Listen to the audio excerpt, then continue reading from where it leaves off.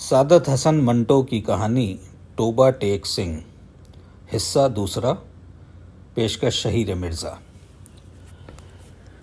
ایک M S C پاس radio engineer جو مسلمان تھا اور دوسرے پاگلوں سے بالکل الگ تھلگ باغ کی ایک خاص روش پر سارا دن خاموش ٹہلتا رہتا تھا، یہ تبدیلی نمودار ہوئی کہ اس نے تمام کپڑے اتار کر دفاتر کے حوالے کر دیے اور ننگ دھڑنگ سارے باغ میں چلنا پھرنا شروع کر دیا۔ چینیوٹ کے ایک موٹے مسلمان پاگل نے، جو مسلم لیگ کا سرگرم کارکن رہ چکا تھا اور دن میں 1500 مرتبہ نہایا کرتا تھا، یکلخت یہ عادت ترک کر دی۔ اس کا نام محمد علی تھا۔ چنانچہ اس نے ایک دن اپنے جنگلے میں اعلان کر دیا کہ وہ قائد اعظم محمد علی جناح ہے۔ اس کی دیکھا دیکھی ایک سکھ پاگل نے ماسٹر تارا سنگھ بن گیا۔ قریب تھا کہ اس جنگلے میں خون خرابہ ہو جائے، مگر دونوں کو خطرناک پاگل قرار دے کر علیحدہ علیحدہ بند کر دیا گیا۔ لاہور کا ایک نوجوان ہندو وکیل تھا جو محبت میں ناکام ہو کر پاگل ہو گیا تھا۔ جب اس نے سنا کہ امرتسر ہندوستان میں چلا گیا ہے تو اسے بہت دکھ ہوا۔ اسی شہر میں ایک ہندو لڑکی سے اسے محبت ہوئی تھی، گو اس نے اس وکیل کو ٹھکرا دیا تھا، مگر دیوانگی کی حالت میں بھی وہ اس کو بھولا نہیں تھا۔ چنانچہ وہ ان تمام ہندو اور مسلم لیڈروں کو گالیاں دیتا تھا جنہوں نے مل ملا کر ہندوستان کے 2 ٹکڑے کر دیے۔ اس کی محبوبہ ہندوستانی بن گئی اور وہ پاکستانی۔ جب تبادلے کی بات شروع ہوئی تو وکیل کو کئی پاگلوں نے سمجھایا کہ وہ دل برا نہ کرے، اس کو ہندوستان بھیج دیا جائے گا، اس ہندوستان میں جہاں اس کی محبوبہ رہتی ہے۔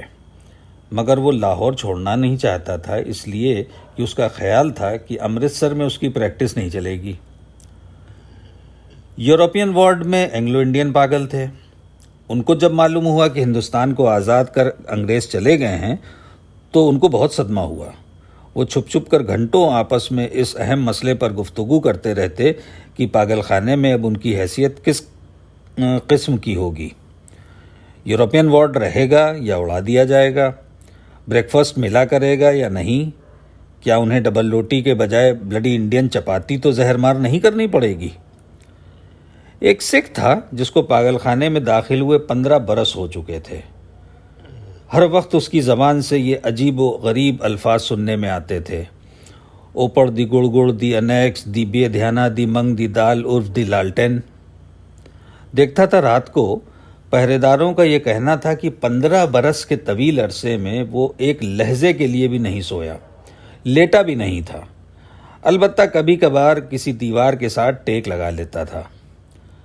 ہر وقت کھڑا رہنے سے اس کے پاؤں سوج گئے تھے، پنڈلیاں بھی پھول گئی تھیں، مگر اس جسمانی تکلیف کے باوجود لیٹ کر آرام نہیں کرتا تھا۔ ہندوستان، پاکستان اور پاگلوں کے تبادلے کے متعلق جب کبھی پاگل خانے میں گفتگو ہوتی تھی تو وہ غور سے سنتا تھا۔ کوئی اس سے پوچھتا تھا کہ اس کا کیا خیال ہے تو وہ بڑی سنجیدگی سے جواب دیتا: اوپر دی گڑ گڑ دی انیکس دی بے دھیانہ دی منگ دی وال آف دی پاکستان گورنمنٹ۔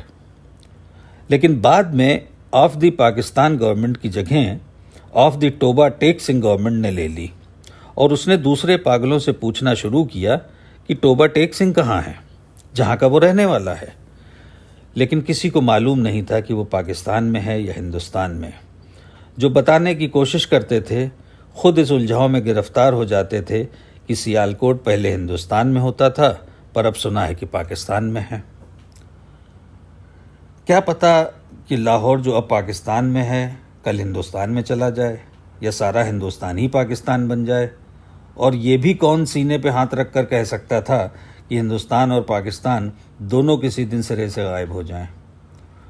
اس سکھ پاگل کے کیس چھدرے ہو کر بہت مختصر رہ گئے تھے۔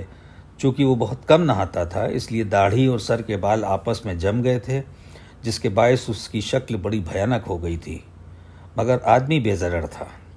15 برسوں میں اس نے کبھی کسی سے جھگڑا فساد نہیں کیا۔ پاگل خانے کے جو پرانے ملازم تھے وہ اس کے متعلق جانتے تھے کہ توبہ ٹیک سنگھ میں اس کی کئی زمینیں تھیں۔ اچھا کھاتا پیتا زمیندار تھا کہ اچانک دماغ الٹ گیا۔ اس کے رشتہ دار لوہے کی موٹی موٹی زنجیروں میں اسے باندھ کر لائے تھے اور پاگل خانے میں داخل کرا گئے۔